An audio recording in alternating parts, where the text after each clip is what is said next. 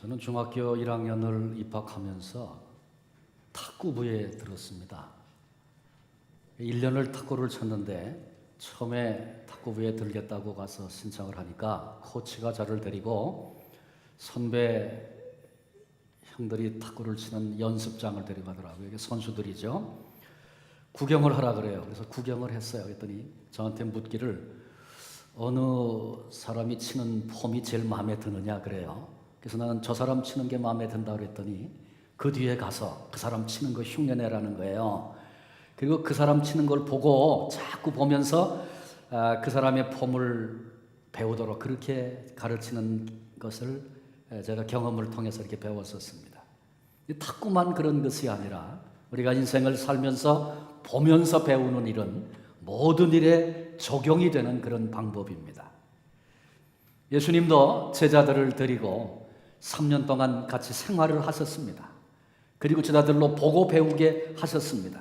기도는 어떻게 하는 것인지, 전도할 때는 어떻게 해야 하는지, 또 귀신은 어떻게 내쫓는지, 그리고 불쌍한 사람들은 어떻게 대하며 그들을 어떻게 다루어야 하는지 주님께서 보여주셨습니다. 오늘 우리가 읽은 본문 말씀에도 신앙생활을 하면서 보고 배울 만한, 본받을 만한 한 사람이 등장을 합니다. 그러나 만약 이 사람이 이 시대에 우리 곁에 살았다면 아마 우리는 그를 거들떠 보지도 않았을 것입니다. 왜냐하면 인간적인 눈으로 본다면 그 사람은 성공하지도 잘 되지도 못한 사람이었기 때문에 그렇습니다. 그 사람은 날 때부터 맹인이었습니다. 그리고 할 수 있는 일이 그것밖에 없어서 직업이 거지였던 사람입니다.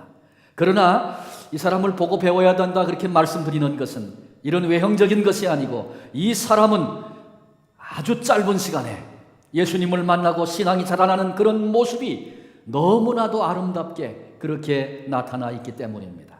그래서 금주와 또 다음 시간까지 걸쳐서 이 사람에게서 성장하는 신앙생활 어떤 것인가 우리들이 좀 보면서 함께 배우려고 합니다.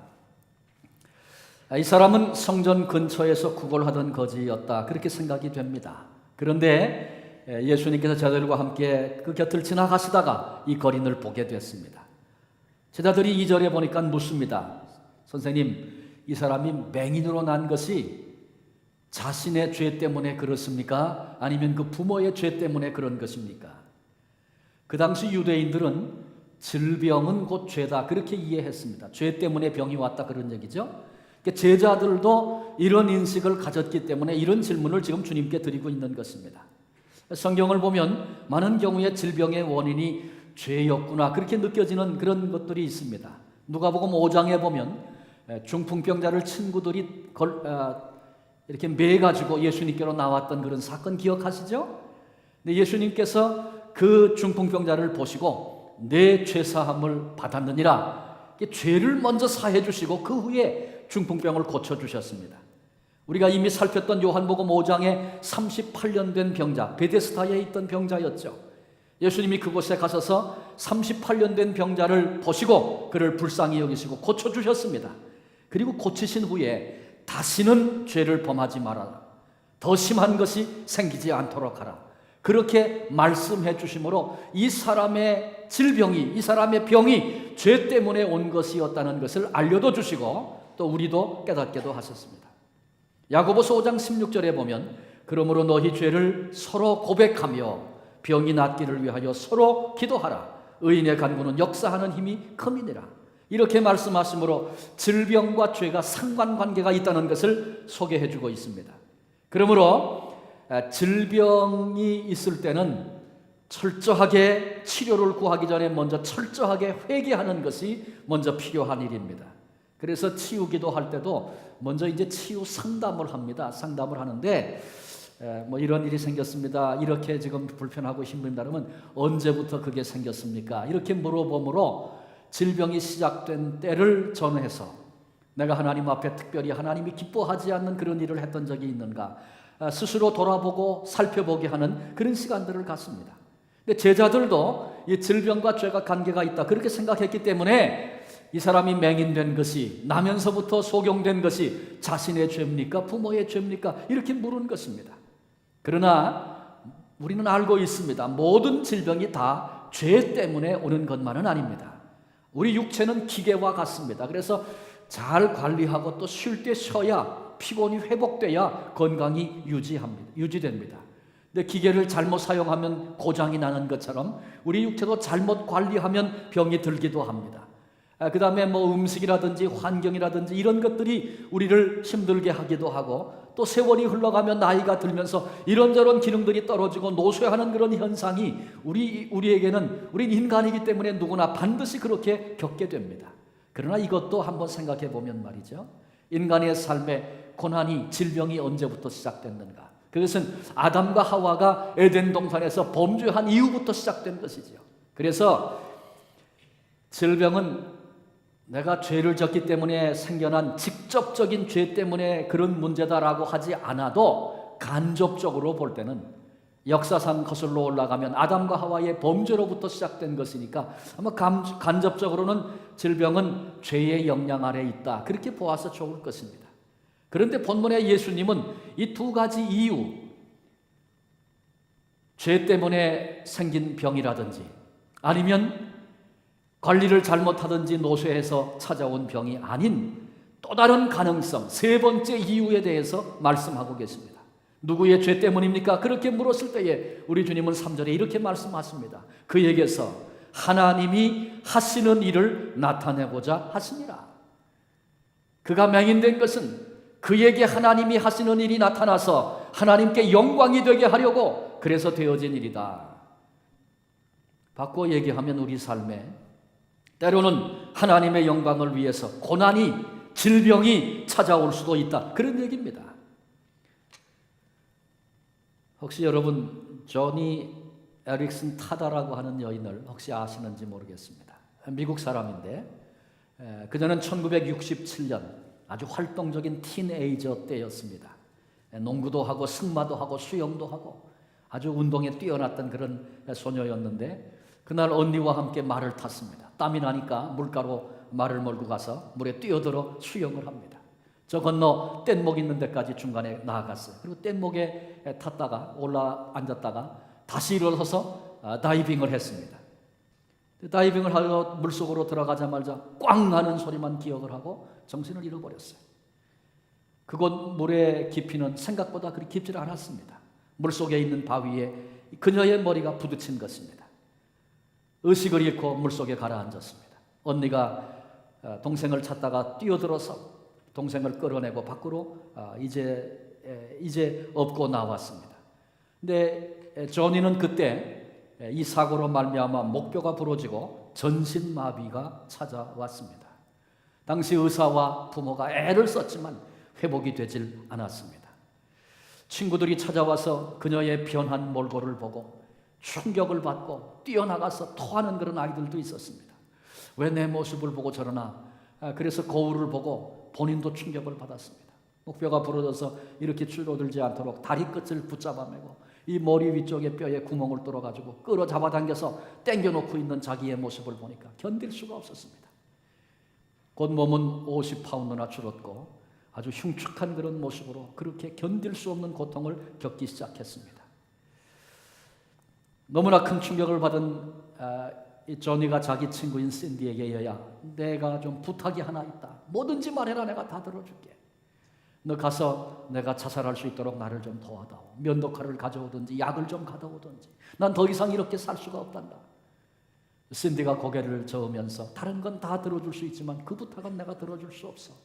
이제는 자살도 스스로 할 수 없는 그런 고통을 그녀가 겪습니다. 너무나도 고통스러워서 도대체 내 인생에 왜 내게 이런 일이 벌어졌는가 절규했습니다. 그녀를 알던 교인들이 주변에서 그를 돌보기 시작했습니다. 찾아와서 위로해주고 말씀도 전해주고. 그런데 그런 모든 얘기가 귀에 들리지를 않습니다. 한 번은 한 사람이 와서 예수님이 이 땅에 우리를 사랑해서 오셨는데 예수님이 이 땅에 오신 것은 양으로 생명을 얻게 하고 풍성하게, 그 삶이 풍성하게 하시기 위함이다, 이렇게 얘기를 했습니다. 그런데 이 얘기를 듣는 순간에 조니의 마음속에 분노가 치밀기 시작했습니다. 예수님이 우리의 삶을 풍성하게 하시기 위해서 이 땅에 오셨다고? 그런데 내 삶을 이 모양으로 이 꼴로 만들었단 말인가? 모든 도움을 거부하기 시작했습니다. 어느 날 가장 가까운 친구 신디가 조니를 찾아와서, 조니야, 예수님은 내가 겪고 있는 이 전신마비의 고통을 아신단다. 왜? 예수님이 친히 겪으셨기 때문에. 근데 이 얘기를 듣는 순간에 의아한 마음이 들었습니다. 무슨 말이냐? 예수님이 언제 전신마비를 겪었단 말이냐? 너 예수님 십자가의 모습을 좀 생각해봐라. 무서운 채찍에 등을 맞고 온몸을 맞고 그 상처로 인하여 고통하다가 양손 양발 십자가에 못 박혀서 경련이 일고, 그런데 손과 발 못 박혀 꼼짝도 할 수 없는, 그래서 몸이 굳어오는 전신마비의 고통을 우리 주님이 십자가 위에서 겪지 않았니? 그런데 이 얘기가 조니의 마음을 움직이기 시작했습니다. 내가 그렇게 괴로워하는 것은 하나님이 나를 외면하셨다고, 그래서 분노하고 괴로워하고 그랬었는데, 우리 주님께서 내 고통을, 이 내 마음을 아시는구나, 이렇게 생각이 들기 시작하니까 주님 앞에 마음이 열리기 시작했습니다. 그 즈음에 주변에 많은 사람들로부터 조니의 소식을 들은 사람들이 편지를 보내고 전화를 해오기 시작했습니다. 우리가 너를 위해서 기도하고 있단다. 기도하면 우리 주님이 들으셔. 주님은 전능하신 분이시니까 아무리 힘든 질병도 나을 수 있단다. 기대를 갖고 포기하지 마라. 그리고 주변에서 많이 전화해주고 격려해주기 시작했습니다. 그러던 어느 날 그녀를 위해서 기도하던 15명의 기도 용사가 함께 모였습니다. 그들이 와서 자신을 위해서 함께 기도한다고 할 때 이 조니는 마음에 흥분이 생겼습니다. 기대가 생겼습니다. 주님이 우리들의 기도를 들으시고 나를 치료해 주시는 역사가 일어나겠구나. 그날 15명이 모여서 하루 종일 간절하게 부르짖어 기도했습니다. 그런데 안타깝게도 그녀의 질병은 낫질 않았습니다. 그러나 조니는 더 이상 실망한다든지 절망한다든지 포기하지 않았습니다. 왜냐하면 벌써 하나님께서 내 속에 역사하고 계신다고 그렇게 고백할 수 있었기 때문에 그렇습니다. 왜 이런 일이 내게 있습니까? 왜 고쳐주시지 않습니까? 그전 같으면 그렇게 질문했을 텐데 이제는 질문이 바뀌었습니다. 한 가지 괴로움은, 하나님 앞에 나는 결국 쓸모없는 사람이란 말인가, 이런 생각 때문에 괴로워하다가 어느 날 어떤 사람이 그렇다면 하나님 앞에 쓸모있는 사람일까 생각이 바뀌었습니다. 하나님이 사람들에게 원하시는 것은 무엇일까? 하나님이 원하시는 사람은 어떤 사람일까? 고민하기 시작했습니다. 그리고 고민 중에 얻은 결론은 하나님은 하나님을 경배하는 사람을, 하나님을 사랑하는 사람을 원하시는구나, 그렇게 깨달아졌습니다. 그렇다면 하나님을 경배하는 그 일을 내가 할 수 있을까? 하나님을 사랑하는 그 일을 내가 할 수 있을까? 생각해보니 손과 발을 움직일 수 없어도 하나님을 경배하는 일은, 하나님을 사랑하는 일은 내가 할 수 있는 일이다, 그런 결론을 내렸습니다. 그리고 그 순간부터 자신을 진정 하나님께 드려서 나는 이제부터 하나님을 진정으로 경배하며 살리라, 하나님을 사랑하며 살리라 작정을 하고 자기의 마음을 하나님께 드리기 시작했습니다. 그러면서 눈에 띄게 그녀의 삶의 변화가 시작이 됐습니다. 많은 사람이 그녀를 위로하러 찾아왔지만 오히려 돌아갈 때는 조니를 통해서 큰 위로를 받고 돌아가게 됐습니다. 전신마비인 조니의 밝은 얼굴과 소망찬 모습을 보면서 오히려 우울증 환자가 찾아와서 조니를 보고 소망을 갖게 되고 힘이 솟고 감동을 받고 돌아가게 되곤 했던 것입니다. 그로부터 조니는 열심으로 입으로 붓을 물고 그림을 그리기 시작했습니다. 많은 작품을 남겼습니다. 40여 권의 책을, 입으로 글을 써서 책을 썼습니다. 저자가 됐습니다. 그녀는 휠체어를 타고 곳곳에 불려다니면서 절망 중에 있는 사람들에게 인생의 소망을 얘기하는 유명한 강사가 됐습니다. 다수의 음반, 그리고 자신의 생애를 영화했던 그 영화에 직접 출연하기도 했습니다. 놀랍게도 그녀는 결혼도 했습니다.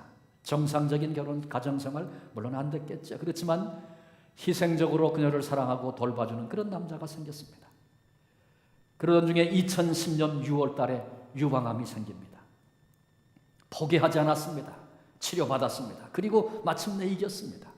그 다음에인 2011년, 작년이죠. 작년 7월 달에 유방암을 겪으면서 기록했던 글을 책으로 만들었는데 희망노트라는 책이 출판이 됐습니다. 그녀의 그림이 알려지자 유명한 볼펜 회사에서 광고 모델이 되달라고 그렇게 제의가 들어왔습니다. 곰곰이 생각하다가 그녀가 조건을 하나 걸었습니다. 내가 출연하는 모든 광고에는 PTL, Praise the Lord, 하나님을 찬양하라고 하는 이 글을 반드시 넣어주십시오. 그러면 내가 모델이 되겠습니다. 그녀는 복음 전도자로, 장애인 인권 운동가로, 진정 아름다운 여성으로, 미국에 강력한 영향을 끼치는 지도자로 그렇게 지금도 살고 있습니다. 그녀가 간증합니다. 하나님 앞에서 내가 제일 감사했던 것은 다이빙하고 머리에 돌이 부딪혀서 내 몸이 마비되는 그날 그 순간입니다. 그런 일이 내게 없었다면 나는 결혼해서 애도 낳고 성격상 몇 차례 이혼도 했을 것입니다. 그러나 그렇게 살다가 그럭저럭 죽을 내 인생인데, 그런데 하나님이 나를 붙잡아서 하나님께 영광을 돌리는 삶을 살도록 하셨습니다. 이제는 하나님만 의지할 수 있는 존재로, 하나님만 바라보고 사는 존재로 나를 그렇게 만들어 주심으로 하나님의 능력을 의지하고 하나님의 능력을 경험하고 감격하며 살게 된 그 놀라운 삶의 출발인 그날 그 순간은 내게 가장 복된 날, 복된 순간입니다. 사랑하는 성도 여러분, 하나님은 우리의 강함을 통해서 영광을 받으십니다. 그런가 하면 우리 하나님은 우리의 약함을 통해서도 놀라운 영광을 받으시는 것입니다. 약함을 통해 영광을 받으시려고 때로는 질병을, 때로는 고난을 허락하시기도 하십니다. 그러나 고난 중에 견딜 힘과 능력 또한 부어주셔서 그 고난 속에도 아름다운 모습으로 걸어가는 그 삶을 통해서 하나님은 영광을 받으시는 것입니다. 오늘 우리가 읽었던 본문은 전혀 다른 경우입니다. 그러니까 하나님이 영광을 받으시는 두 가지 경우가 있다 얘기할 수 있어요. 한 가지는 문제가 생겼을 때 그 문제를 감당할 능력과 힘을 주심으로 하나님이 영광을 받으시고, 또 다른 한 가지는 그 문제 자체를 해결해 주심으로 영광을 받으시는 것입니다. 본문의 맹인의 경우는 후자였습니다. 고침을 받음으로 하나님께 영광을 돌리게 하셨습니다. 예수님께서 침을 뱉어서 진흙을 이기고 그 눈에 바르셨습니다. 그리고 실로암 못으로 가서 씻어라 말씀하셨습니다. 왜 침을 진흙에 이겨서 그래서 눈에다가 발랐는지 우리는 모릅니다. 왜? 성경이 말씀하고 있지 않기 때문에 그렇습니다.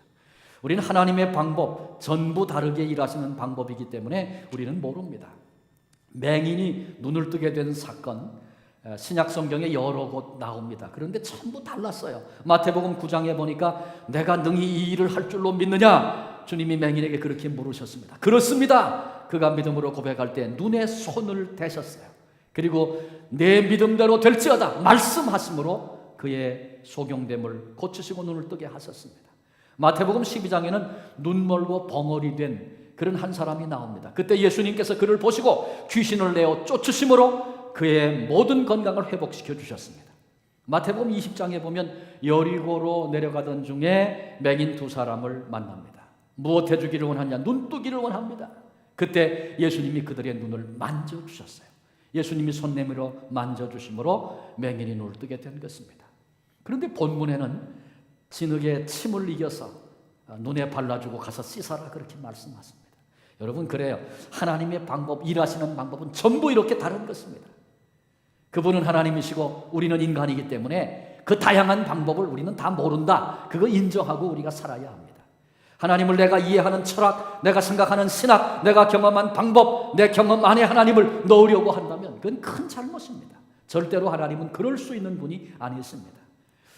그래서 가만히 뒤집어 생각해 보면 이 일은 하나님을 섬기는 그 자체가 날마다 흥분과 기대로 오늘을 살게 되는 은혜입니다. 하나님이 과거에 응답하신 기도 응답의 방법, 그 방법대로만 오늘도 내일도 똑같이 응답하시는 것이 아닙니다. 그렇게 생각해서는 안 됩니다. 그래서 우리가 쉽게 매이기 쉬운 전통이라든지 구습이라든지 익숙한 사고방식에 대해서 거기에 고집하고 매이는 것은 어리석은 일입니다. 작년에 주신 은혜 금년에 다를 수 있습니다. 내년에 전혀 다른 방법으로 역사하시고 주실 수 있습니다. 그래서 이것은 사실 주님을 따르는 재미다 그렇게 생각하면 좋아요. 날마다 우리는 그래서 주님의 음성에 귀를 기울이고 어떻게 하나님이 이 문제 속에 역사하실까 기대하며 흥분하며 오늘을 사는 것 살아야 합니다. 이사야 55장 8절에 보니까 이는 내 생각이 너희의 생각과 다르며 내 길은 너희의 길과 다름이니라 여호와의 말씀이니라. 이걸 빨리 인정할수록 그래야 왜라고 하는 질문이 없어져요. 내 방법 내 생각이 안 맞으니까 왜 그러고 살잖아요. 근데 내 생각과 하나님의 생각, 내 길과 하나님의 길은 다른 거다. 지금 내 생각대로 안 되면 하나님의 생각대로, 하나님의 길대로 지금 가고 있구나. 그렇게 볼 수 있으면 거기에 감격이 있는데 왜 그러고 살면 얼마나 불행합니까? 하나님의 길과 하나님의 생각은 내 길과 내 생각과 다르다.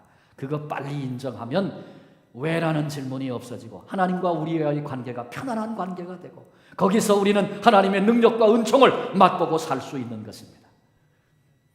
우리 본문의 맹인에게서 배울 수 있는 두 가지 생각하려고 합니다. 첫 번째는 어려움에도 불구하고 순종하는 모습 우리가 배워야 합니다. 성전 곁에서 이 맹인이 구걸하고 있었을 것이다. 그렇게 추측이 됩니다. 그런데 예수님께서 실로암에 가서 씻어라 그랬어요. 예루살렘 성의 구조로 보면 성전은 북쪽에 있습니다. 그런가 하면 실로암은 남동쪽에 있습니다. 예루살렘 성 자체가 이런 언덕의 산중턱에 있기 때문에 고지대입니다. 산악지대입니다. 거기 성전에서 실로암까지도 거리가 제법 되거니와 지금은 다 포장도 되고 그렇지만 울퉁불퉁 높이 올라가고 내려가고 그래서 그 길 다니는 게 그리 편치 않아요. 그런데 그 당시엔 뭐 오죽했겠습니까? 그런데 예수님께서 실로암으로 가자 그리고 데려가신 거 아니고 너 가서 씻어라 그렇게 말씀하신 거예요. 거리가 떨어져 있어도 그 길이 험해도 눈 뜬 사람이라면 눈만 뜰 수 다른 뭐 특별한 은혜를 위해서 가는 길이라면 왜 못 가겠어요? 그런 희생해야 되겠죠. 그러나 맹인에게 있어서 실로암까지 가는 그 길은 난관이 아닐 수 없습니다. 성전에서 구걸이라 하는 사람이었습니다. 그러니 어쩌면 이 사람은 성전에서 집에서 성전 그 길밖에는 모르는 사람일 수도 있어요. 어쩌면 그 길도 누가 인도해 주어야 갈 수 있었을지도 모르겠습니다. 그런데 우리 주님께서 그를 낯선 길로 가보지 않은 다른 길로 지금 보내시는 것입니다. 더군다나 더 큰 문제는 이 사람은 예수님이 누군지를 잘 모릅니다. 이름이 예수라는 것만 들어서 지금 아는 정도입니다. 우리는 잘 아는 거지 소경 바디메오의 이야기 기억하죠? 바디메오는 예수님을 만나자마자 지나가는 사람들이 예수시다 그런 얘기를 듣자마자 나사렛 예수다 그런 얘기를 듣자마자 다윗의 자손이여 나를 불쌍히 여기소서. 그 얘기는 당신은 우리가 그토록 목매어 기다렸던 메시아이십니다. 그런 고백을 지금 바디메오가 하는 것입니다. 그런데 불행스럽게도 본문의 맹인 거지는 예수님이 누군지를 몰랐습니다. 영적으로 무지한 사람이었습니다. 메시아가 가라고 한다면 힘들어도 가야 되겠죠. 그런데 누군지도 모르는 사람이 지금 가라고 합니다. 여러 번 걸려 넘어지고 힘든 길이었는데 그럼에도 불구하고 이 맹인은 순종으로 그 길을 걸어갔습니다. 우리가 이 맹인을 보고 배워야 할 점 바로 이 부분입니다. 순종이 이 사람으로 기적을 체험하게 한 것입니다. 순종이 이 사람으로 새로운 인생을 살게 한 것입니다. 나는 그런 데 가본 적도 없습니다. 나는 맹인이어서 앞을 볼 수 없으니 가라 그러지 말고 나를 좀 데리고 가십시오. 아니 고쳐주려면 여기서 고쳐주십시오. 아마 여러 가지 이유를 대고 말을 하고 설명을 하려고 했다면 눈이 열리지 않았을 것입니다. 하나님의 능력을 체험하려면 반드시 어려움이 선행됩니다. 그렇게 되어 있습니다. 그 어려움은 믿음에 대한 요구입니다. 이 사람이 예수님에 대해서 몰랐어요. 그런데 예수님 마지막 그때 하신 말씀이 나는 세상의 빛이다. 그렇게 말씀하셨어요. 세상의 빛이다. 가면서 예수님이 하신 말씀이 기억나지 않았겠어요? 가면서 세상의 빛이다. 세상의 빛이 나보고 가라 그러시네. 뭐 그 얘기 생각하면서 걸어가지 않았겠어요? 그 걸어가는 길은 믿음의 길이었습니다. 기적을 체험하기 전에 극복해야 할 어려움이 있다는 사실을 아십니까? 믿음이 성장하려면 반드시 내가 어려움을 통과하고 나서 믿음이 자라는 것입니다. 주님이 쓰시는 사역자, 주님이 쓰시는 일꾼이 되기를 원한다면 수많은 갈등, 어려움 통과하지 않고는 되지 않는 것입니다. 우리가 은혜의 자리로 나아가기를 원하십니까? 감수해야 할 어려움이 있다는 사실도 기억하십시오. 믿음이 성장하기를 정말 원하십니까? 나도 내 인생 하나님께 쓰임받는 그런 인생이 되기를 원합니다. 그런 소원이 우리에게 있습니까? 하나님의 축복을 받기 전에 통과해야 할 어려움이 있다는 이 영적인 법칙을 잊지 마십시오. 우리 가운데 신앙생활하면서 많은 그리스도인들이 그런 생각을 가지고 있습니다. 신앙생활 나에게 부담 주지 마십시오. 전혀 부담 없이 편하게 신앙생활하면서 시간이 경과하면 뭔가 되겠지. 천만의 말씀입니다. 그런 법이 없습니다. 믿음이 성장하고 하나님께 쓰임받는 사람이 되고 내 생에 하나님이 기적의 하나님이심을 경험하게 되고 그렇게 살려고 하면 어려움도 감수해야 합니다. 일어나기 싫은 시간에 일어나는 결단도 필요하고 엎드려 기도도 해야 합니다. 시간이 없고 너무너무 바쁩니다. 그러나 그럼에도 그 시간을 쪼개서 봉사도 해야 합니다. 써야 할 곳이 많고 너무너무 경제적으로 힘듭니다. 그런데도 부담을 안고 구별해서 헌금을 드리는 그런 일도 우리에게 필요합니다. 순종하기 어려운 경우 우리에게 많이 있을 수 있습니다. 순종하기 어려운 일 얼마든지 많이 있을 수 있습니다. 그런데 그럼에도 불구하고 결단하고 순종의 길을 걷는 것, 주님이 우리에게 보기를 원하시는 모습입니다. 본문 7절에 보니까 실로암 못에 가서 씻으라 하시니 이에 가서 씻고 밝은 눈으로 왔더라. 맹인이 눈 뜨는 사건은요, 구약에는 한 번도 안 나옵니다. 여러분 아세요? 구약에는 한 번도 그런 일이 없었어요. 메시아가 오면 소경이 눈을 뜨고 그렇게 예언하심으로 맹인이 눈을 뜨는 이 사건은 메시아 시대의 증표임을 구약에서부터 말씀하고 있습니다. 그런데 그 놀라운 일이 지금 벌어지는 거예요. 그런데 본문에 이 특별한 사건을 딱 한 줄로 그렇게 설명했어요. 한 줄로. 성경을 읽으면서 이런 대목을 볼 때마다 성경은 체험한 사람들의 확실한 증거구나, 그 깨달아집니다. 왜 그렇습니까? 없는 얘기를 지어내려면 어떻게 하면 사람들을 믿게 할까? 그래가지고 이런저런 방법으로 믿어지도록 묘사를 해야 합니다. 여러분 오병이어 보세요. 예수님이 축사하시고 떼어주시니 5,000명이 먹고 남은 것이 12광주가 되었더라. 딱 한 줄이에요. 여러분 아마 그 사건을 이렇게 저렇게 묘사하고 필요성을 얘기하고 그 진행되는 사건과 과정과 놀람을 설명한다면 소설책을 써도 되지 않겠습니까? 근데 딱 한 줄로 예수님이 축사하시고 떼어 나눠주시니 5,000명이 먹고 12광주리가 남았다. 성경은 사람이 만들어낸 이야기가 아닙니다. 눈으로 목격한 사실을 선포하면서 믿으려면 믿고 말려면 말하라. 이것은 실제로 일어난 사실이기 때문에 더 이상 내가 할 얘기가 없다. 더 이상 얘기할 필요가 없다. 그런 선언입니다. 본문의 맹인 순종함으로 고침을 받고 그 눈이 열리게 됐습니다. 지나가던 사람들이 평상시 이 사람을 보아서 알던 사람이었던 것 같아요. 이 사람이 거기에 앉아 구걸하던 거리나냐? 그렇게 얘기합니다. 다른 사람이 또 말합니다. 비슷하게 생기긴 했는데 아니다. 그 사람은 아니다. 이런 얘기들을 들으면서 구절해 보니까 바로 내가 그 사람이다.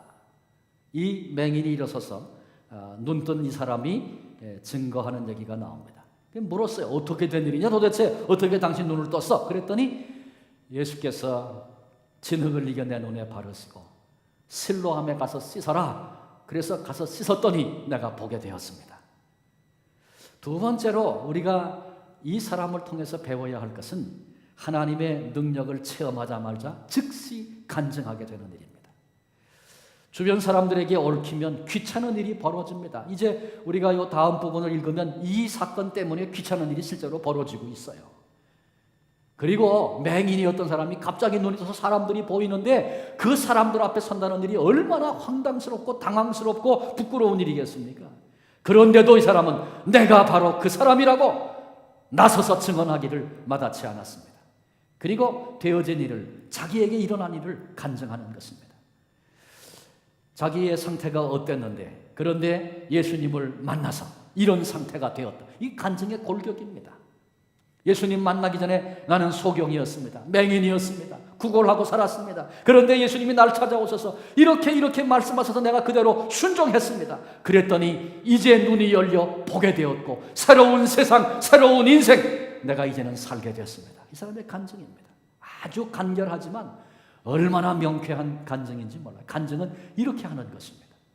이제 여러분들 앞으로 그 생명의 삶을 한다든지 또 그 다음에 훈련도 한다든지 여러 기회가 있을 때마다 간증하게 될 터인데 간증은 이 맹인에게 배워서 이런 방식으로 하는 겁니다. 아주 얼마나 좋은 샘플을 보여주고 있는지 몰라요. 그리고 이 사람의 간증은 결과적으로 하나님께, 예수님께 영광이 됩니다. 그 다음 말씀에서 우리가 이제 살피게 될 것입니다.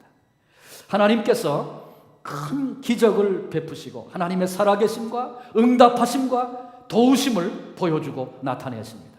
근데 그때 왜 이런 기적을 주셨는가 우리가 알아야 합니다. 궁극적으로 하나님의 영광을 위해서. 그래서 고난도 있고 또 해결도 되고 그런 것입니다. 근데 이런 얘기를 들으면 부담을 갖는 분들이 생겨요. 그러면 하나님께서 영광을 받으시려고 맹인을 지었단 말이냐? 이렇게 생각합니다. 머리가 아주 이쪽으로 바로 돌아가는 분들이 있습니다. 혹시 웃으시는 분 그러실 거 아닌가 모르겠네요. 근데 생각해보면 누구라도 그럴 수 있는 거야. 누구라도 그런 질문이 생겨요. 네, 왜 이런 질문이 생깁니까? 아주 간단하게 얘기하면, 한마디로 얘기하면 분수를 모르기 때문에 이런 질문이 생기는 겁니다. 그건 또 무슨 얘기인가? 제가 이렇게 예를 들어서 한번 설명을 들어볼게요. 오늘 교회에 오시면서 우리 여성도님들, 자매님들 귀걸이 하고 오셨습니까? 저 눈이 나쁘서 잘 안 보이는데 김혜수 지사님 분명 귀걸이를 했네. 근데 귀걸이가 그거 하나 있어요? 아니죠. 꽤 여러 개 있죠. 근데 귀걸이 할 때 귀걸이가 예쁘라고 내가 귀걸이 하는 겁니까? 아니면 내가 예뻐 보이려고 귀걸이 하는 겁니까? 예? 그건 뭐 당연한 얘기죠. 그건 뭐 당연한 얘기죠. 근데 만일 귀걸이가 말을 할 수 있다고 한번 가정을 해보십시다. 근데 오늘 아침에 이제 귀걸이 할 때 귀걸이 고릅니다. 뭐 고르지 않고 눈 딱 감고 이렇게 딱 해서 하는 사람 있어요? 그런 사람 없죠. 번호 1, 2, 3, 4, 5, 6 매겨가지고 오늘은 1번, 내일은 2번 이렇게 합니까? 안 해요. 그날 기분 따라서, 그날 옷 입은 것 따라서 이거 할까 이거 할까 그리고 골라서 이렇게 합니다. 그런데 말을 할 줄 아는 귀걸이가 말을 할 줄 안다고 가정을 해보면, 아니 나를 들었다가 왜 놔? 아니 나를 무시하는 거야? 쟤는 왜 맨날 하고 나는 왜 이렇게 안 해? 뭐 이렇게 귀걸이가 말할 수 있겠습니까? 만약에 그렇게 말하는 귀걸이라면 그 귀걸이는 분수를 모르는 귀걸이다. 그렇죠? 그래서 그런 것입니다. 우리 인생을 때로는 연극이다 그렇게 얘기를 합니다. 만약에 그렇게 전제해놓고 내가 인생의 주인공이다. 연극의 주인공이다. 그리고 예수님은 내 필요를 돕는 조역이야. 여러분 그렇게 생각합니까? 그럴 수가 없는 거죠. 예수님이 주역이고 내가 조역인 것이 틀림없습니다. 그런데 이 땅에 많은 그리스도인이 착각을 합니다. 하나님께서 우리의 영광을 위해서, 나의 영광을 위해서 존재한다. 그렇게 착각해요. 물론 말은 그렇게 하지 않죠. 하나님이 계시면 이럴 수 없어. 이건 뭐야? 나를 중심으로 내가 주역이기 때문에 그런 말이 나오는 거예요. 근데 그런 착각을 우리가 하고 산다는 것이죠. 우리가 나는 하나님의 영광을 위해서 존재해야 한다. 이게 분명해져야 합니다. 그래서 아예 우리가 작정을 하는 거예요. 나는 하나님의 영광을 위해 존재하고 나는 하나님의 영광을 위하여 살리라. 이게 우리 마음의 결정이 되어야 됩니다. 그럴 때 하나님께서 기적을 통해서 문제를 해결해 주심으로 영광을 받으시기도 하고, 때로는 고난 중에 그 고난을 이길 수 있는 힘을 주셔서 하나님이 큰 영광을 받으시기도 하시는 것입니다. 우리 하나님은 항상 어떤 형편 중에서도 영광을 받으실 수 있는 분이십니다. 그러니 얼마나 신납니까? 이건 생각해보면 정말 신나는 일이에요. 내가 하나님께 영광을 돌리며 살리라. 그 마음 한 가지만 작정하고 나면 하나님은 어떤 상황 형편에서도 영광을 받으신다. 감격스러운 일이에요. 나는 내가 잘 돼야 하나님이 영광을 받으시는 것만 생각해서 안 되면 절망했어요. 근데 안 된 그것을 통하여 우리 하나님은 영광을 받으신다고요. 왜? 우리 하나님은 어떤 환경에서도 영광을 받으시는 분, 받으실 수 있는 분이시기 때문에 그렇습니다. 그러고 나서 보면 모든 게 다 하나님께 영광을 돌리는 그런 재료가 되는 것입니다. 삶의 목표, 이 한 가지 정해지고 나면 우리 인생은 아주 단순해지고 편해집니다. 그래서 어려운 일이 생기면 머리를 팍팍 굴리고 일부 갖다 붙이고 저를 갖다 이렇게 하면 될까 저렇게 하면 될까 큰일 났다 어떻게 해야지 우왕좌왕하고 그러지 않습니다. 어려운 일이 생기면 하나님께서 이번에는 무슨 영광을 받으시려고 나에게 이런 일을 시작하시는가? 이렇게 바꿔놓고 생각하면 얼마나 기대가 됩니까? 그렇게 기대하며 하나님의 영광을 위하여 존재하기 시작할 때 하나님께서 문제를 해결해 주시고 기적을 보여주시며, 그래서 그 일에 대한 기대를 가지고 기도하며 나갈 때 그것을 사실로 체험하게 되고 그것이 하나님께 영광이 되는 그런 삶을 경험하게도 하시고, 하나님께서 그 문제를 이겨내기를 원하신다 그렇게 말씀하시면 즉시 머뭇거리지 않고 하나님 그건 난 안 돼요 그렇게 말씀드리지 않고 하나님의 말씀 앞에 아멘 그렇게 고백하며 하나님께서 감당할 힘을 내게 주심으로 마침내 그 문제를 이겨내고 하나님 앞에 영광이 되는 그런 존재 되게 하시는 것입니다. 그러면 질문이 생기죠. 이 두 가지를 어떻게 구분하고 어떤 쪽에 나는 밸런스를 맞추고 어떤 시각으로 내가 내 문제를 봐야 할 것인가? 먼저는요, 문제가 생기면 문제 해결을 위해서 기도하십시오. 몸이 편찮으면 낫기 위해, 건강을 위해 기도하세요. 빈곤해서 어려움이 있습니까? 풍성하신 하나님 앞에 풍성함을 위해서 구하십시오. 육체가 약하고 능력이 약해서 어렵습니까? 강건함을, 능력을 얻기 위해서 하나님께 구하십시오. 왜 그렇습니까? 질병과 고난과 비난한 것은 좋은 것이 아니기 때문에 그렇습니다. 하나님도 그것을 원치 않으시기 때문에 그렇습니다. 아니, 유 목사가 그걸 어떻게 그렇게 자신 있게 압니까? 그렇게 반문할 수 있을 거예요. 한 가지 보면 압니다. 왜, 뭘 보면 아냐 하면 천국에는 이런 것들이 없다라고 하는 것입니다. 천국에는 병든 거 없죠? 천국에는 뭐 가난해서 비난하게 사는 거, 어려움 겪는 거 없죠? 천국에는 뭐 약해서 뭐가 안 되는 거 없죠? 천국에는 다 회복된 거예요. 결국 하나님께서 우리를 그 회복의 자리에 서게 하시는 것은 하나님이 그걸 원하신다는 것 아니겠습니까? 그러니 어려움을 당하고 고난을 당할 때 내가 이런 걸 위해서 기도했다나 꺼리지 마시고 거리낌 없이 지금의 상태보다 더 좋은 것을 위해서 하나님께 기도하십시오.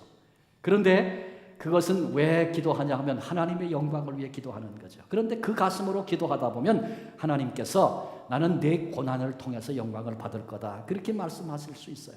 그러면 그때 머뭇거리지 말고 서슴없이 아멘 고백하십시오. 하나님께서 내게 힘을 주셔서 그 고난을 극복하고 이기는 승리를 주심으로 그런 고난이 있음에도, 그런 약함이 있음에도 그 길을 걸어가게 하시고 그것이 영광이 되게 하시는 그런 삶을 나로 살게 하시기 때문에 그렇습니다. 왜? 우리 하나님은 어떤 환경에서든지 영광을 받으시는 분이시기 때문에 그렇습니다. 우리가 그거 하나 놓치지 않으면 하나님께서 우리 마음에 그런 깨달음들을 주세요. 사도 바울, 몸에 가시가 있었죠? 그 가시는 뭔지 정확하게는 모릅니다. 근데 여러 가지 얘기를 하는데 눈이 아주 안질이 있어가지고 글씨를 크게 가까이 대고 보지 않으면 못 볼 정도로 뭐 그런 정도였다 그런 얘기도 있고, 또 어떤 경우에는 사도 바울이 간질이 있었다 그렇게도 얘기를 합니다. 근데 바울이 이 가시에서 풀려나기를 3번씩이나 구했잖아요. 근데 그 구했던 것은 하나님 나도 좀 편하게 살아야 되겠습니다. 그래서 구한 게 아니고 복음을 전하는데 그게 자꾸 걸림돌이 되는 거예요. 그 당시 유대인들 또 로마 사람들, 세계 사람들이 질병은 죄 때문에 그렇게 이해하고 있다고 아까도 말씀드렸잖아요. 그렇게 이해하고 있는데 하나님의 사랑을 전하고 능력을 전하고 나가서 그걸 전하는 사람이 자기가 병 때문에 쩔쩔매는 거예요. 그러니까 비웃는 거지. 너나 고쳐, 너나 복받아. 그리고 비웃는 거예요. 그러니까 복음이 걸림이 된다고 생각하는 거예요. 생각해 보십시오. 만약에 정말 바울이 간질이었다면 사람 앞에서 막 설교하고 복음을 전하다가 갑자기 간질로 넘어져 보세요. 어떻게 되겠어요? 그 분위기가. 그때 그 복음이 어떻게 능력으로 나타나겠나? 이 바울의 고민이었어요. 그래서 하나님 내 가시를 뽑아 주십시오. 그래서 복음이 더 힘있게 더 능력 있게 전해지게 해 주십시오. 고민하면서 3번씩이나 구했습니다. 그런데 하나님께서 바울에게 어느 날 내 은혜가 내게 족하다 그렇게 말씀하셨어요. 내게 가시가 있는 것은 이유가 있다. 내가 가시를 가지고도 그 일을 감당함으로 그것이 내게는 영광이 될 것이다. 하나님이 그렇게 깨닫게 하셨을 때에 바울은 더 이상 이 일을 제기하지 않았습니다. 내 생각엔 하나님 그렇지 않습니다. 그런 게 어디 있습니까? 그러지 않고 아멘 그랬습니다. 다시는 구하지 않았다. 성경이 그렇게 말씀하고 있습니다. 바울에게도 있는 가시, 그는 우리와 똑같은 인생, 우리가 똑같은 아픔을 안고 있는 존재였음에도 불구하고 그가 걸어간 그 생애가 더 위대하게 빛나고 하나님의 영광이 되는 것입니다. 자, 그렇다고 한다면 하나님께서 영광을 받으시려고 오늘 우리에게 나에게 고난을 주실 수도 있고 어려움을 주실 수도 있어요. 그런데 그 고난 때문에 그 어려움 때문에 혹시 내가 불평하고 오늘 원망하고 있는 것은 아닌가 마땅히 돌아보아야 합니다. 이제 돌이켜 내게 있는 어떤 환경일지라도 그것을 주님께 영광을 돌리는 기회로 삼아야 합니다. 내게 있는 불평거리가 사실은 하나님 앞에서의 감사거리가 아닌가 돌아볼 수 있어야 합니다. 내가 힘이 없어서 너무 무기력해서 그래서 오늘 힘들다고 생각하는 것은 아닙니까? 하나님은 나의 무기력함 그것을 가지고 무기력한 자임에도 불구하고 오늘을 걷고 있는 그 모습이 영광되게 하시는 그것을 통해서 영광을 받으시는 하나님의 계획이 거기 있는지도 모릅니다. 하나님 앞에서 묵상해 보십시오. 내 마음속에 있는 모든 불평, 모든 원망 기꺼이 제거해 버리십시다. 그리고 우리도 사도 바울처럼 죽어도 주를 위하여 살아도 주를 위하여 나는 이것 때문에 하나님의 영광 때문에 존재합니다. 이것이 우리의 삶의 고백이요 우리의 간증이어서 주님 앞에서는 그날까지 아름다운 하나님의 기쁨이 하나님의 영광이 될 수 있는 이 복된 삶이 우리 모두의 삶이 되어지시기를 주님의 이름으로 축원합니다. 기도하시겠습니다. 하나님, 나면서 맹인되었던 한 사람, 주님이 말씀하실 때 고난의 길 어려운 길이었지만 그럼에도 불구하고 순종함으로